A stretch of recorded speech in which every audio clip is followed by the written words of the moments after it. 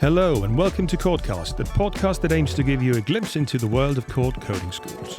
Join us for interviews with school alumni, current students, industry visionaries and other fascinating guests. I'm your host, Preet Goff. Enjoy! In this Codecast episode, we talk to Code Coding School's CEO Lauri Haav about the school's rapid expansion both inside and outside of Estonia. We'll be joined by Code Jõhvi alumni Joosep Serva, who now works for LHV as an AI specialist. And our final guest will be Ericsson's head of IT, Merilin Lupp, who will share her insights on why we need more women in the tech world. Enjoy!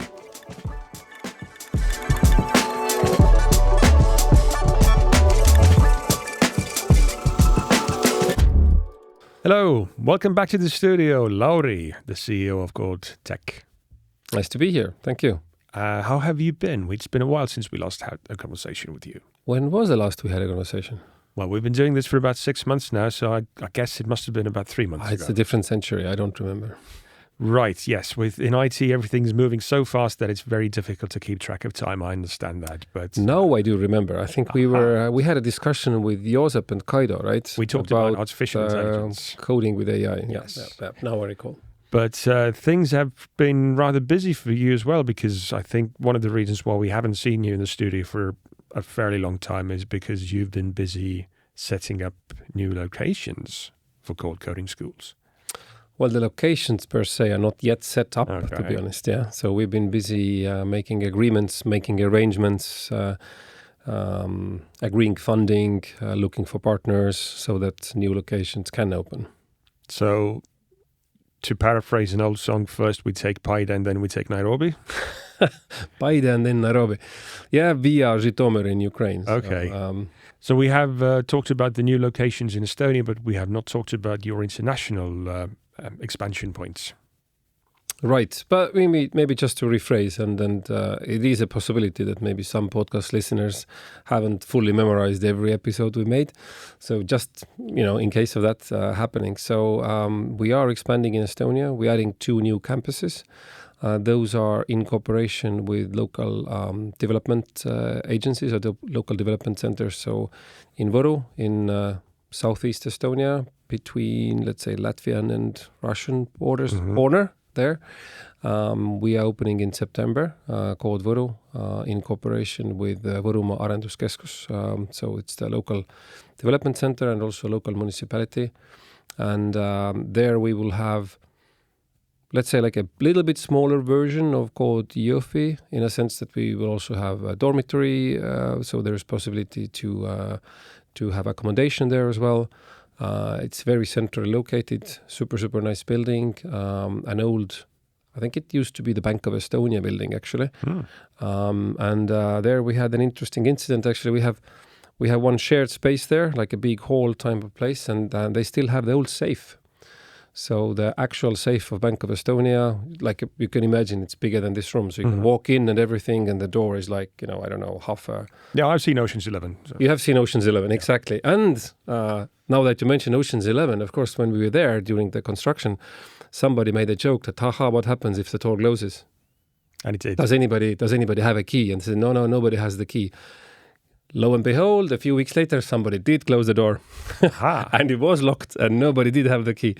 So for a while there was a totally locked in bank safe on our premises. But since then, apparently somebody from Ocean's 11 came over, hacked open the safe, very old school tools, no AI, no coding. So the safe is now open again.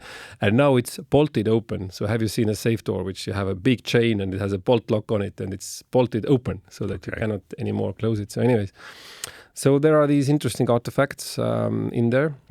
And then coming a bit closer to the center of Estonia, the heartland of Estonia, actually, right? Paide is the heart of Estonia.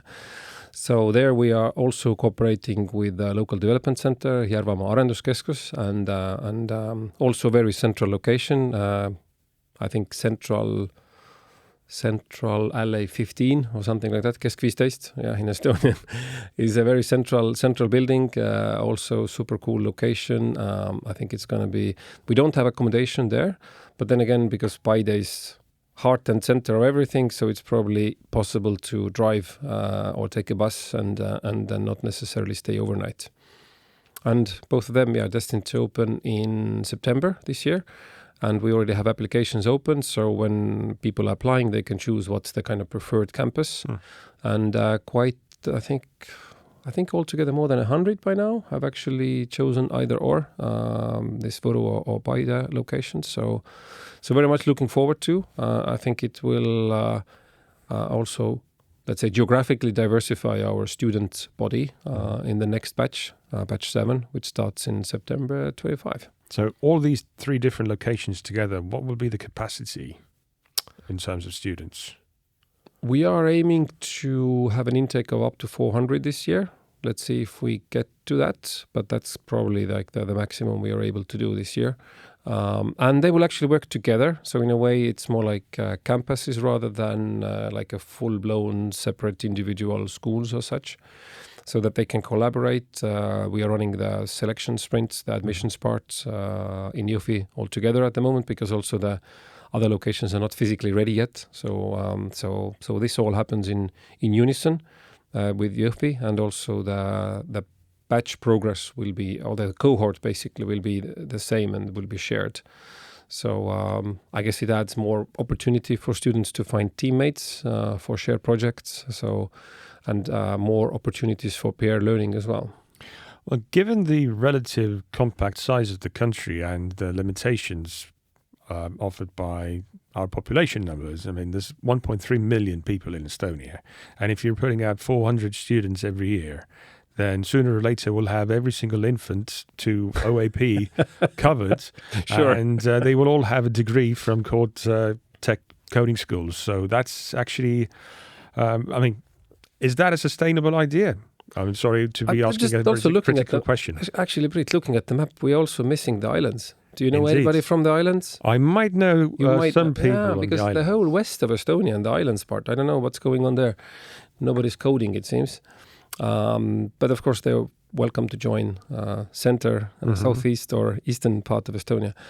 But then you have to look at the demographics, and you have to look at also reskilling, because our average age of students still very stubbornly remains at 28, 29 years of age. Again, we have, GDPR and everything, so I cannot kind of point out a specific person, but we do have people who are over 60 that have applied. So I'm thinking this is just a question of different age groups and different regional possibilities as well. It's not only the youngsters straight out of high school.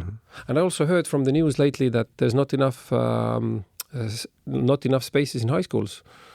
I don't know. So maybe also that will add to the student body in the future. Okay, but regardless of that, I mean, it's quite clear that in one day we will be running out of people without technical degrees for you to actually enroll as students. So obviously you have to look beyond the borders of Estonia as well. True. So where are your sights set on? Again, somehow we've made this geographical choice, which is rather, shall we say, varied. And maybe starting with Ukraine, so and Žitomer and what's happening there. So actually our story with Ukraine started year 22 in the fall when we had a lot of inflow of war refugees in Estonia. And as something that we could do, we offered an opportunity for Ukrainians in Estonia to join kood Jõhvi for free, and also to live in our dormitory for free. And so we had, I think it was a cohort of about 60 people altogether. And then they now have graduated end of last year. So this was kind of like our contribution to Ukraine. And now, since this batch already graduated, we were looking what else is there that we can do. And thankfully, Estonian Foreign Aid Development Agency called ESTEV, they had a country support grant available, which we applied for. And I think there were maybe 60 participants, and then 12 got funded. So our project was then probably pretty good from the perspective of funding. So we got the funding agreed beginning of this year. I think it was February, March, and then started working. And already now we have a wonderful partnership with Žitomer Polytechnic State University. Their team is set. The team also was visiting us in Tallinn also visiting Jõhvi, participating in the selection sprint. So we are already well underway to launch the first batch of students in Ukraine in August-September timeframe, running a couple of sprints this summer. So a few of our people will be in Ukraine, but also the Žytomyr State Polytechnic University team is also there to support and to proceed with this.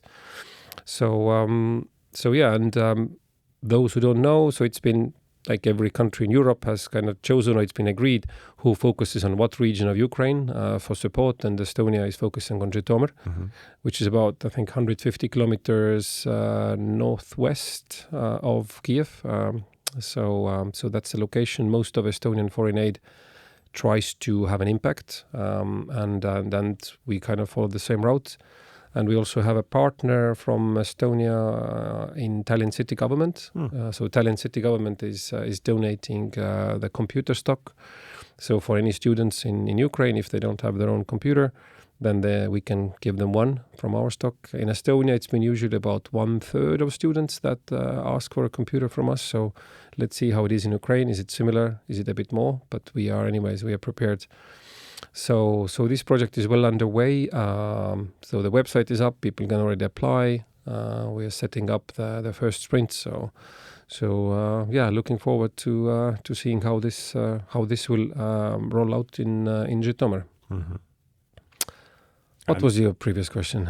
No, the previous question was really about what's going on in Ukraine. And second, I think you have some other locations as well that you can share with us. True.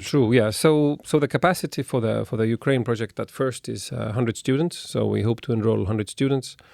That probably means about 200 people on the sprints. So let's see how that progresses. So that's the start. And then taking a geography a little bit different step, then we also have a project ongoing in Nairobi in Kenya. This is a little bit smaller. We also don't know the local markets so well. We don't have a prior experience as we did with Ukraine. So we are going in baby steps. And again, together with our good supporters and on the funding of Estonian Foreign Aid from ESTEV, we are launching the first pilot group of students in Nairobi together with Greatwell College. And the first group will be 50 students for the sprint.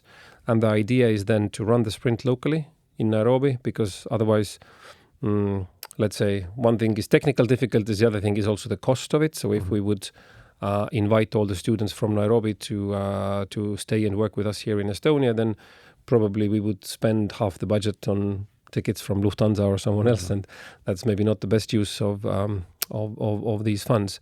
So the idea is that we run the sprint locally, and then whoever then successfully graduates from the sprint can be then added to the existing cohort, to do the starting cohort in Estonia. So actually there will be a mixed cohort, like a joint cohort between Kenya and Estonia. So and we hope that this will form the nucleus, or kind of like the starting seed of court schools in Kenya. Together with these students, then we are then able to grow and expand on the projects. Because Kenya, I mean, for European and for Estonian listeners, is quite mind-boggling, the demographic numbers there. So basically the average age is 19.5. Country has 80 million people, so there seems to be a lot of young talent, and I think should be much appreciated once we figure out what we have to change, how much we have to adjust, what makes sense in the specific market, which is definitely going to be different. And there are obviously some very large-scale cultural differences as well. Well, obviously between Võru and Paide to begin with, but probably between Estonia, Ukraine, and Kenya as well. So, have you picked up any interesting cultural learnings from the progress so far? I don't know. Actually, so far things have been kind of easy in a sense that we've found good partners really quickly. But again, that is thanks to the people that came before us. So when we talk about Ukraine and Žytomyr region, that's because since Estonia has focused on that region so much, then lots of people know lots of people. So, and also they know us. So it wasn't so hard to actually find good partners who trust each other and start working. And actually the same is with Kenya, that Africa is super vast, Estonia is super tiny. So, but we do have quite a good footprint in terms of previous collaboration and cooperation experiences in Kenya. Also, I don't know if you knew that our famous Latitude 59 is running now third year in Kenya, for example, growing like a mushroom. We also have representatives from Minister of Foreign Affairs. We have Estonian Enterprise Estonia representatives there, export agency. So actually there are a lot of connections already between Estonia and Kenya that you might not be aware of, but we were able to utilize this network. And then big thanks to everybody out there who has helped us find the right partners and get going really, really quickly. How well does your product, if we can call it the Kood Coding School product, we should. Then how well does this actually travel across borders? I mean, have you had to tweak your programs a little bit to adjust to the local cultural differences or the local needs in a way? That is something that I think we will find out on the way as well. We do have experience, of course, Estonia, Finland. One would think is rather similar markets. There are, however, differences like the implementation language, what the employers are expecting. So already between Estonia and Finland. So surely there will be differences also in terms of what the Ukraine market needs and can absorb, and what the Kenyan and African market overall absorbs and needs. So totally expect that there will be differences. But then again, I think there will also be similarities, that people are people after all. And we hope that the concept of peer learning is just as encouraging and, let's say, eye-opening for people across different borders. Well, it's obvious you've got your hands full with all these international expansions now, but your take on the year 2025 so far, how would you describe it? Actually, to be honest, we've been really busy getting those new initiatives started, so really haven't had too much time to reflect on anything. I did have a small vacation last week, though. I totally switched off for a week to go sailing, and even didn't bring my computer, so that was probably a good vacation. The small room here is still rocking for me a little bit, so it takes time to get out of it. So yeah, we haven't had too much time to kind of sit back and smell the roses or kind of reflect on this year so far, but it has been definitely a year of rapid change. Also team growth, so we've hired quite a few people to run these projects. So maybe we should come back to that question sometime December. Absolutely, we will. But before that, I mean, since every person who has come to the studio and has sit down for an interview, then we usually ask them this one very simple question: where do you see yourself in 5 years' time? And it just wouldn't be fair to the other guests. Oh, bloody hell! Yeah, I knew you were going to ask. I didn't ask you that. I knew you were going to ask that. I just listened to the previous episode of the podcast. You asked it from everybody. But in 5 years' time, honestly, I don't know. I mean, it doesn't have to be about you personally. It can be about Kood Tech, Kood Coding Schools. I think probably the most important thing for Kood would be to be self-sustainable in a way that we will have multiple sources of funding and income, in a sense, so that we can keep the project going and keep the projects going. So I think that's critical. And of course, by that time, we might also have a better understanding of the whole AI impact on things and what is true, what is not true, what was a hype, what's a reality. And usually the changes new technology brings, they come a bit slower than people expect, and then they are a bit bigger than people expect. So I would kind of think it will be similar. So I think after 5 years' time, we definitely should have already a better understanding of also the impact of this new technology as well.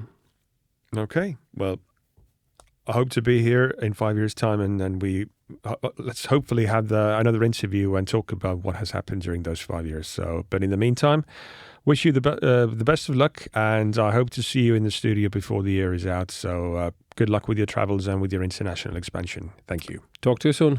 Bye. Bye.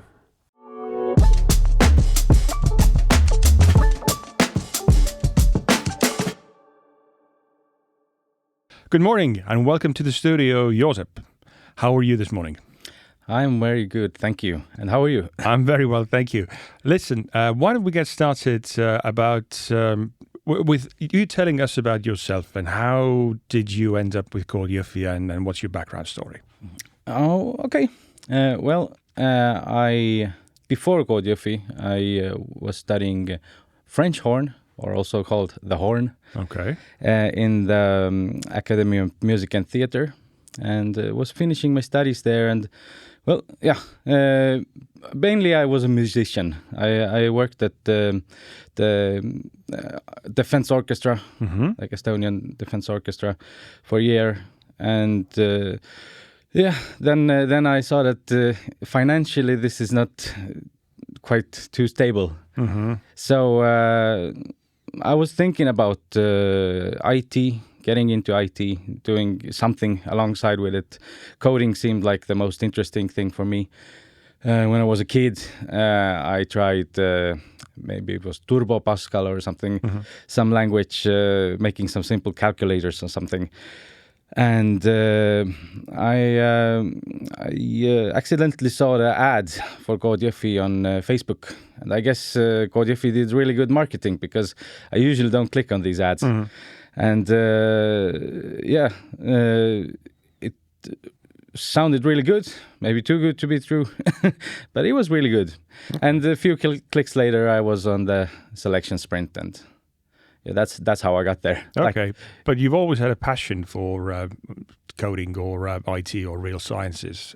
Well, not really. Okay. Not really, no.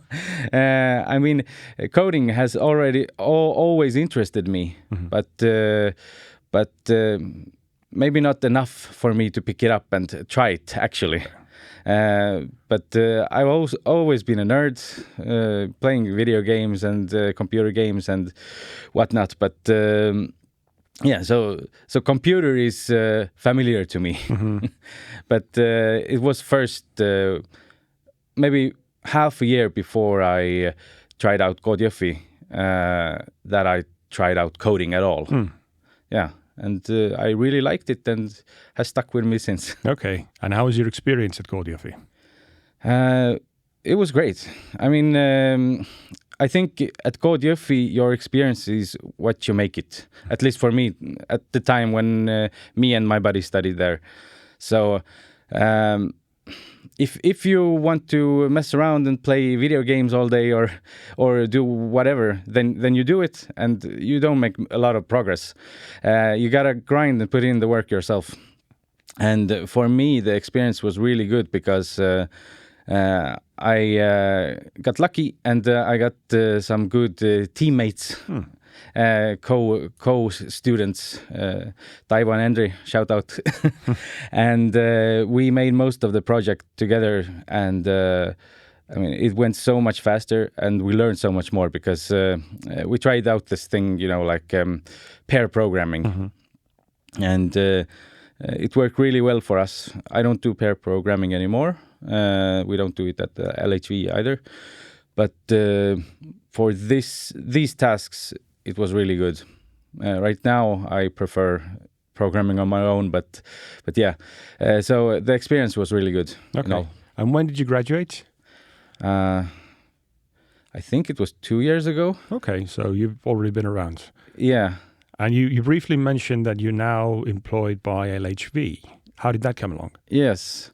Well, actually, this was also thanks to Jõhvi, because I met the LHV people at the Jõhvi job fair, and we got talking, got along really well. They liked me, I liked them, called me for an interview, and then rest is history. And what is it that you do at LHV? Well, first, when I started out, I was actually internal tools developer. So I developed some small tools and maybe a little bit bigger tools that other departments didn't own. But I went away for a little while. For a few months, it didn't work out, and now I'm back at LHV, and I work there as an AI engineer. Okay, what exactly does that mean, AI engineer? AI engineer. I mean, it's not actually so much different than regular engineer, but the big difference is that I work at an AI platform team, and we are experimenting a lot, and we are trying to create as many use cases as possible for rest of the LHV to incorporate and use AI in their tasks, or like have as a digital coworker or whatnot. So yeah, so basically I do the backend and use LLMs a lot. Currently I am building a platform which is like a RAG platform where you can have your own sources, and it's RAG is then retrieval augmented generation, that you augment the generation of the LLM with retrieval of documents from a database. Okay. So yeah, so that's what I'm building right now, and also we are creating an MLOps environment for everyone to use at the bank. So yeah, we are trying to provide as much use cases and help using AI. So you're actually trying to harness the power of AI rather than fear the onslaught of AI and AI taking away all the software engineering jobs. So you're not afraid of AI replacing you in any near future? No, I don't think so. At least from my own experience, I think you need to have the human in the middle, or like before. Because I mean, when even for like junior developers, the game has changed. You need to be leader. Even a junior developer has to be leader of AI. I mean, you can't just mindlessly ask it to do something and it will do. I have many experiences where I've maybe been lazy and it has like deleted my code. Okay. So yeah, actually I use an extension called Code, which is really nice. It has been a game changer. Like from the beginning, when ChatGPT came out, I used it. I tried it. It helped a lot. It was very interesting. It helped me explain how and what works. And yeah, you can use it as a learning tool, especially when you are starting out and you don't have much experience and you don't know what this and that does. Then it acts as a really good teacher. Okay, but you. Earlier on, you talked about peer programming that you did with your schoolmates. I mean, is working with AI similar to peer programming with your mates? Or is there very much difference? Getting back to the Code extension, it kind of is, because this extension it allows agentic behavior. So it can create new documents or like new code files. It can edit your code files. Yeah, so basically, yeah, you tell it what to do, and it does. And when you don't like it, you will say what it does wrong, and it will do it right. So it's a bit easier than working together with another human, because you always have to take into account the human's emotions and how they receive feedback. With the machine, you just tell it what you want. Yeah. Okay, but coming back to your school days, what kind of skills did you pick up that you use on your day-to-day work today? From Jõhvi? Yeah. I guess the basic skills, like knowledge of what an API is, or what backend and front end is, and all that. But right now, what I'm doing, I don't think I think I have had to learn a lot more. Like it's the basics, the fundamentals that I've gotten from Jõhvi, and now I have been building upon these. But any soft skills that you think are worthwhile mentioning? Not too much at Jõhvi. Or yeah, I could say working together with my classmates. I mean, these it was a social thing, because we were like having 4-hour calls and shared the code editor and chatting, and yeah. So I mean, that has really like helped. I mean, maybe the most important part that a student should learn is how to speak coding, like the lingo and whatnot. Because when I started out, this was something that was like a little bit difficult. It was difficult to make my colleague understand what I wanted, and sometimes I had trouble understanding what he wants. But actually, it ended up like we were talking about the same thing. So yeah, the terminology and all that. I think does it count as soft skills? In a way, of course it does, because it's all about communication at the end of the day. I guess communication then, yeah. Okay. Do you still keep in touch with your schoolmates? Yeah. Okay. 2 of them actually also work at LHV, so I see them. Convenience. I see them when I'm at the office. Okay. But did you actually stay on campus, or did you study remotely? No, I went full remote. Full remote? Yeah. Okay. Well, probably you can't then compare the experience of actually living and working on the campus, but did you feel like you missed out on anything because you were working remotely, that you were not part of the physical presence there? I don't know. I wasn't there. Right. But I don't think I missed out on anything. Okay. And all the fun events and like job fair and like parties, of course I went to there then. But but yeah, day-to-day coding, making the work, I think it worked out really good, doing it from home. Okay. Do you work remotely today as well? Yeah. Okay. So nothing has changed for you in that sense? Not really. I mean, I go to office. I try to do it at least once a week, but sometimes more if it's needed. But mostly, yeah, I prefer working from home. How big is the team at LHV? I mean, I'm talking about the IT team. You mean like IT in all? Yeah. Last time I checked, I think it was about. I think it's over 200 people. Okay, that's at least. Quite substantial. Yeah. Okay. I mean, it's a fintech company. Yes, at least that's what we like to call ourselves. Makes perfect sense. Yeah. And your team, I mean, you're obviously part of a team that works with AI then. How big is that team there? We are about 6 or 7 people. Okay. Yeah. Still So a quite small team. But still quite big.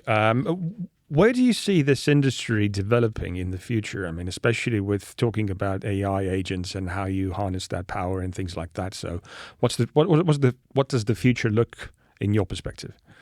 I mean, right now we are making we are trying to use voice, for example. So maybe we can. Harness like AI voice, like it could do calls and stuff like that. So if this would work out really good, then that would be a game changer for like customer service and sales and all departments like that. But yeah, I mean it's changing so rapidly. So actually sometimes when we are thinking about one thing, then another thing comes along that already does it, and yeah, so we need to adapt all the time. I mean, how long have you been doing this AI thing for LHV now? You said a couple of months. About a year. Okay, about a year. I started out in September. Okay, so a few months shy of a year. Okay, but I mean, already during that time, you must have witnessed some dramatic changes taking place in the world of AI. So, I mean, how do you keep up with the developments? I think I listen to podcasts.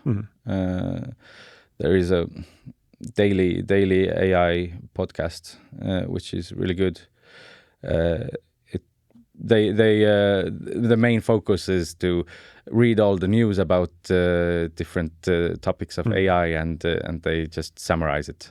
So for me, that works really well.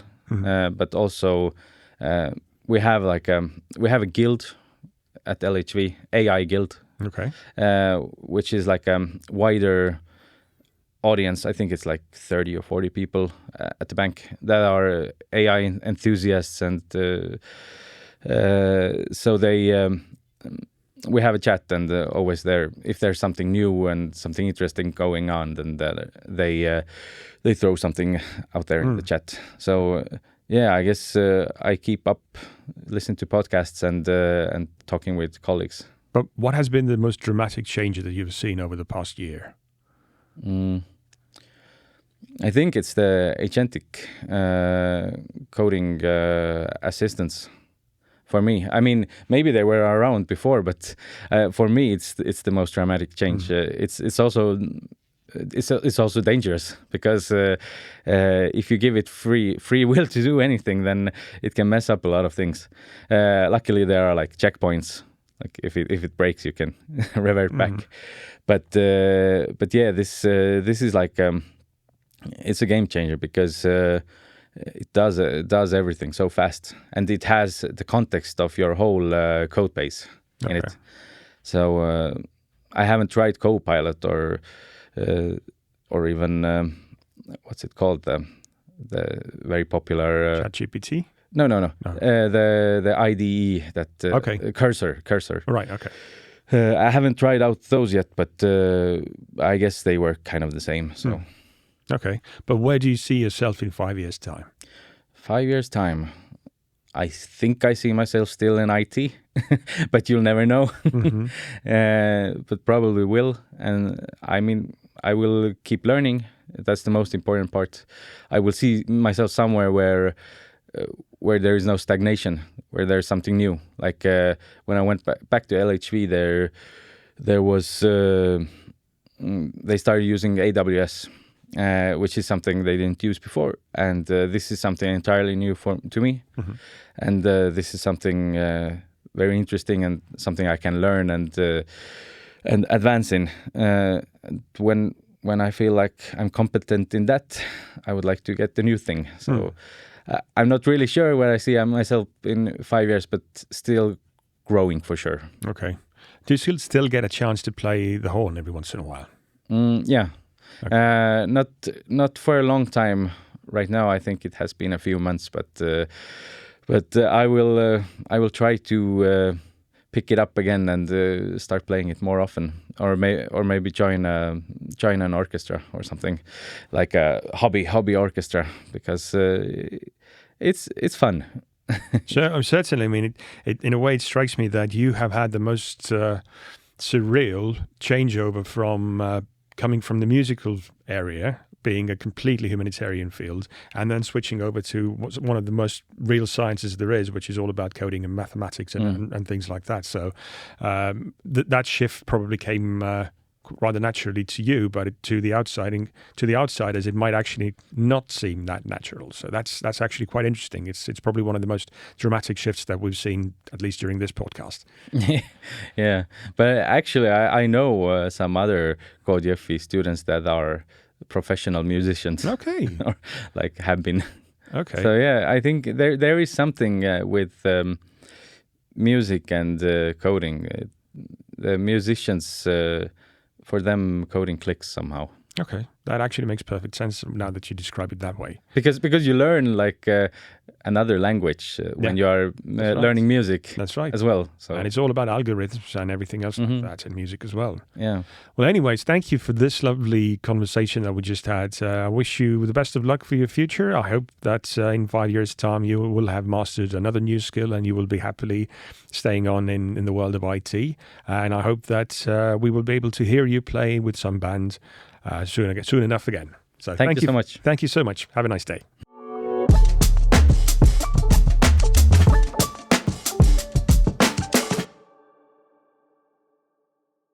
Hello and welcome to the studio, Merilin. How are you this morning? Hello, and thank you for having me. I'm really good. Excellent. Why don't we get started by, if I could ask you to introduce yourself with just a few words about your background. So currently I'm working in Ericsson Estonia as a head of IT department. And maybe my background is like I've been always in technology field since I entered university, starting with telecommunication studies and then gradually switching a little bit towards the IT field. So now I'm focused on IT fully. Okay. And what does the role of head of IT at such a important company like Ericsson actually entail? So we are, let's say, the local department for Ericsson Estonia, and we are responsible for IT support function, which means that since our factory works 24/7, we're offering 24/7 support, hands-on, on site. Then besides that, we have also network and system engineers working for with applications and infrastructure and network. And besides that, we have some coordinating roles like service management, project management, and things like that. What I'm trying to say is that also that there's a separate department that is responsible for software engineering. So this is not in our scope. But that's about that. Our department is 32 people. We are part of a global, actually, organization. So Ericsson has a global IT function. So, and we are the local branch of it. And how did you end up at Ericsson? So actually, maybe to reach that point, I have to go to the previous point. I was actually working 15 years in Telia Estonia, and there at some point after 15 years, I thought, okay, now it's time to move on. And then I just applied, and Ericsson just seemed like a decent company. I liked what they're doing. I like to be in the middle of like technology, latest technology developments, and something that attracts me. I'm interested. So I just applied and I got the job. That's fantastic. So probably in your role, you do quite a lot of recruitment as well. So you've seen dozens and dozens, if not hundreds of candidates. What are the qualities and skills that you look for in a candidate? Of course, first, the person has to have some, let's say, professional, fit in a sense of like skills that are suitable for that position. But if the skills are there, then let's say most important thing after that, or in addition to that, is the personality type or the attitude, communication style, proactivity, or so the personal, let's say, aspect of the candidate. So that's what I'm very much looking into, besides the, let's say, skills and experiences and previous background. But how do you pick up on that vibe? Because obviously you're just looking at resumes at first, and it's rather difficult to actually judge a person simply based on what he or she has listed on her resume. So are there any red flags that you look out for, or anything in particular in extracurricular activities, for example, that you should take note of, or something like that? I think when I at this kind of CV screening phase, I mostly look at the experience and education and such background. But then this kind of personality comes in when we have the, let's say, the second round interviews or the actual interviews. So there you can, let's say, ask more questions of like, how did you act in certain situations? Kind of give me examples of where you showed certain type of behavior or initiative, or and also you feel the person. And so this is more like not based on CV, but more like the interview phase. And any red flags that you can already identify from far away? This is not a good fit. Red flags. Yeah, I guess if the person really cannot provide any good examples of, if I'm, for example, looking for a person that is let's say project manager for IT field. So show me examples, even if you haven't worked for that position so far, but where have you shown initiative? Or like, if you don't have any, let's say, examples or evidence, or also, for example, if the person becomes defensive or too critical towards the previous employer or something like that, that shows that maybe the attitude is not quite what I'm looking for.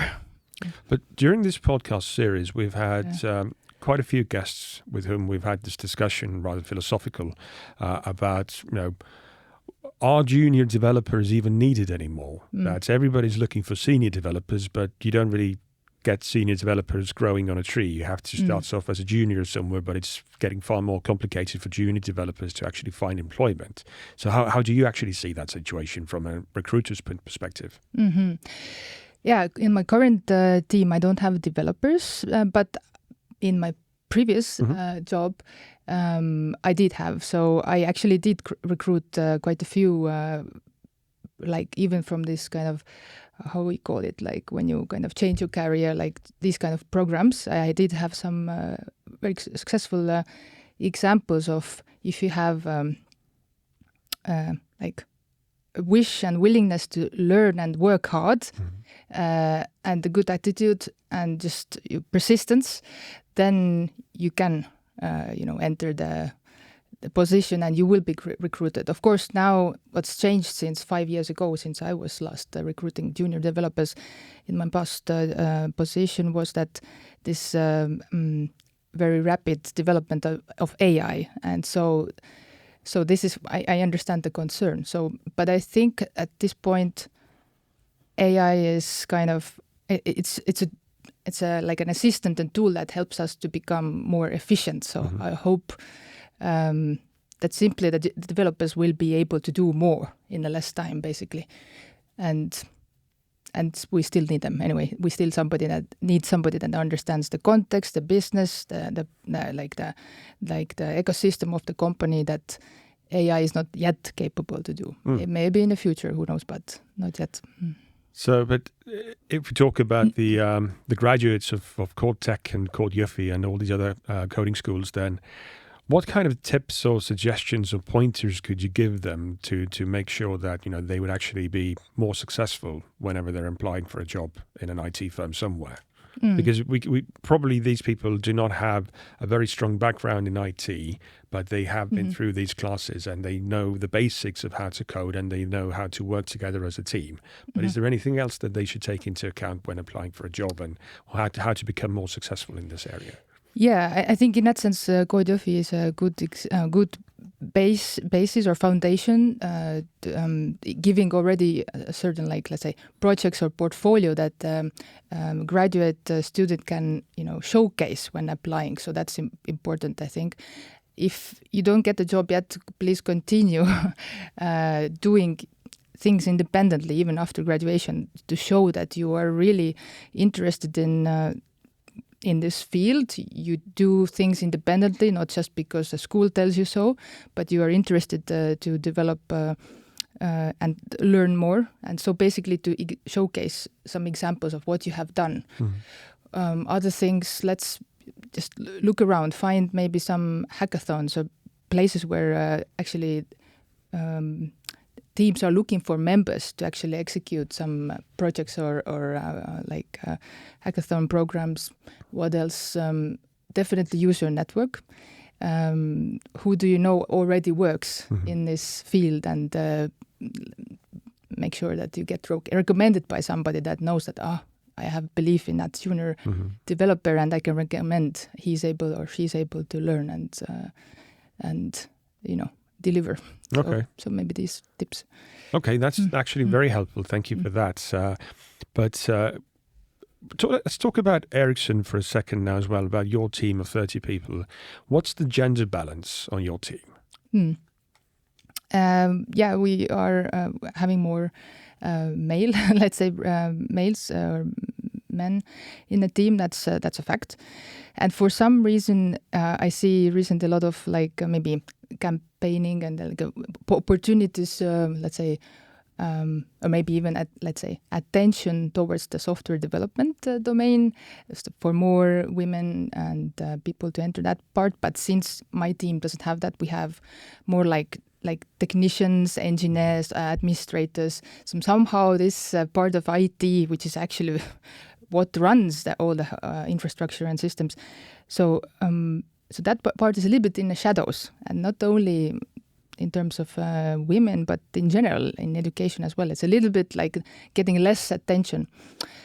But that's the situation at the moment. And when I'm hiring someone, unfortunately, we actually have a active recruitment ongoing for IT specialist who is working with laptops, mobiles, video equipment for the meeting rooms, stuff like that.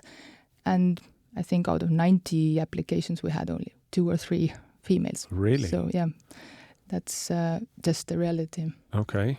But have you noticed that, are there any grand differences between men and women who work in IT? I mean, is there something that you can highlight that, men are naturally better at this and women actually bring this to the world of tech that men usually do not have? So any generalizations that you can bring out like that?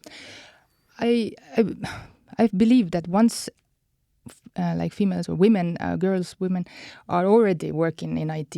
In that sense, in general, it doesn't matter is it a male or female, but maybe the problem is before that for the girls and women to choose that field. Maybe the stereotype is not like on a personal level, but more in a like society level that which careers do girls prefer to choose and which not. So maybe it starts somewhere earlier.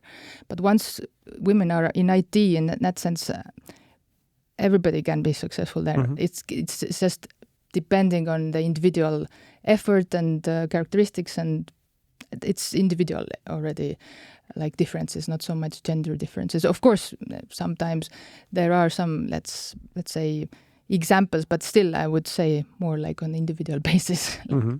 So, well, there's a considerable number of different programs and initiatives to bring more women into tech, but I'll just ask a very blunt question, and please do not take me for a misogynist or something like that, but why do we need more women in tech?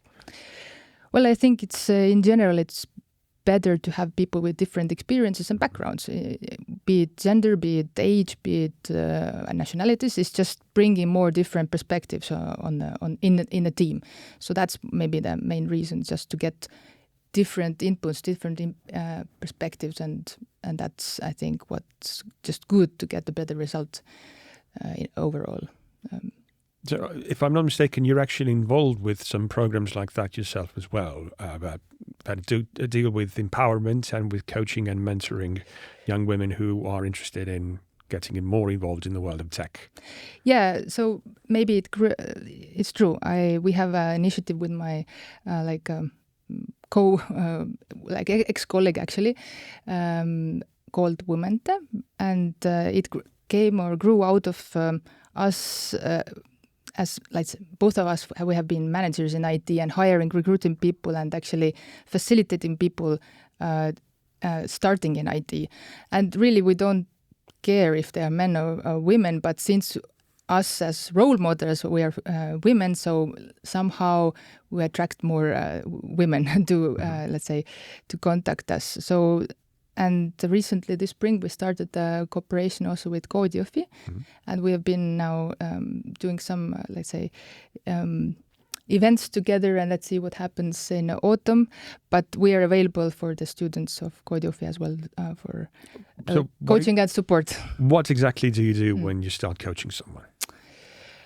So basically, first is to understand what are the person's ambitions, what the person wants to achieve, or what's the goal, to identify that, as well also identify that person's like strengths, like previous background that he or she can use in IT as well, and then kind of set the goal, like, okay, where do you want to get, like, I want to become a programmer, I want to become a product owner, it doesn't have to be a programmer. So kind of, and then plan, okay, what are the steps to get there? And also, since we have practical experience in the field, and you can, on one hand, do the, let's say, the coaching part. Let's say that the person himself, herself,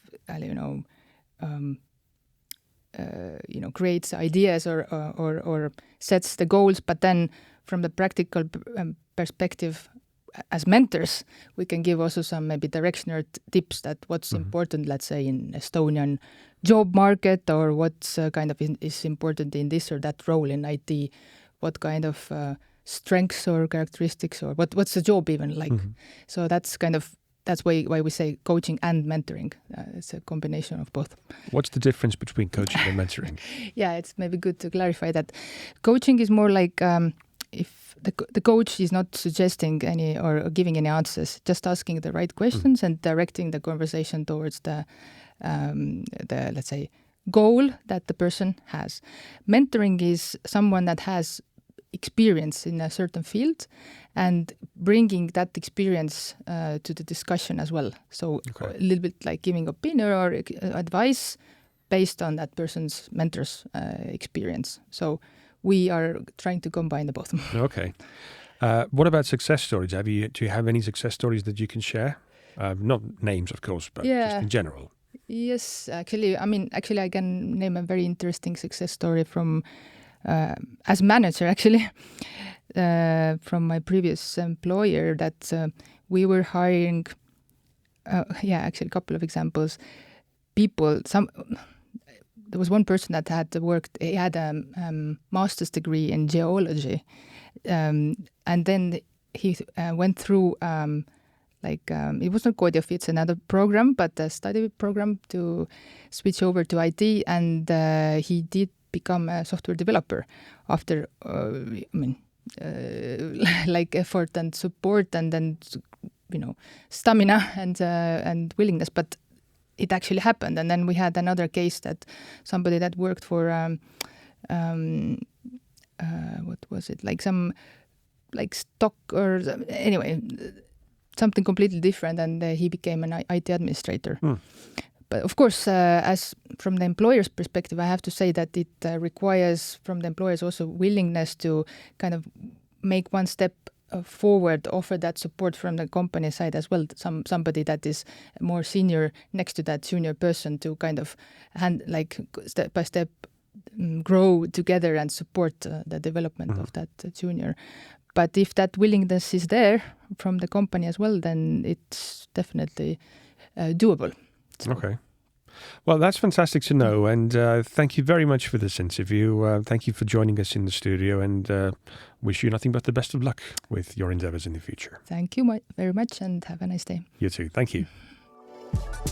Thank you for listening to Koodcast. We hope you enjoyed today's show, and please make sure to visit Kood's website for further reading and other episodes. Remember, it's kood.tech. Once again, kood.tech. Be seeing you